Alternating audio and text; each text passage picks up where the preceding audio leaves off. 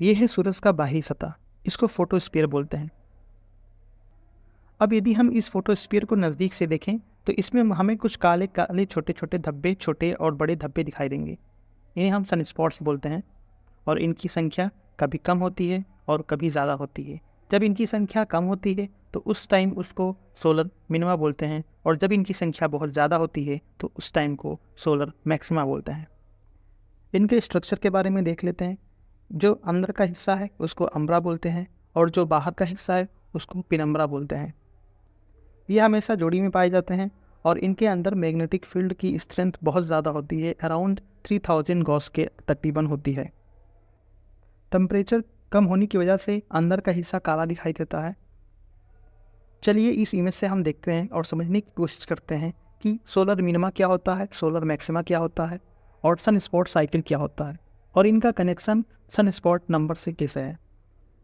जो ये बहुत सारी चमकदार चीज़ें सूरज के सतह पे दिख रही है, इसको हम एक्टिव रीजन बोलते हैं और यह हमें बताते हैं कि जब सन स्पॉट नंबर कम होता है तो एक्टिव रीजन कम होते हैं, और जब सन स्पॉट नंबर ज़्यादा होता है तो एक्टिव रीजन की जनसंख्या ज़्यादा होती है। इमेज में तुम देख सकते हो कि पीछे का वाले इमेज में बहुत सारे कम एक्टिव रीजन है, पर जैसे जैसे टाइम बढ़ता है एक्टिव रीजन्स की जनसंख्या भी बढ़ती जाती है, मतलब सन स्पॉट्स की जनसंख्या बढ़ती जाती है। और एक टाइम आता है जब ये सबसे अपने पीक पे होते हैं और उसी टाइम को सोलर मैक्सिमा बोलते हैं, और जब वो सबसे कम होते हैं तो उस टाइम को सोलर मिनिमा बोलते हैं।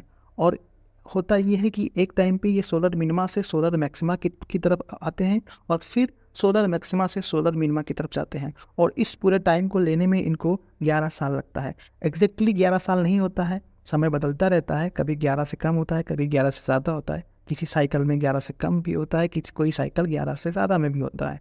तो इसी को हम सोलर साइकिल बोलते हैं।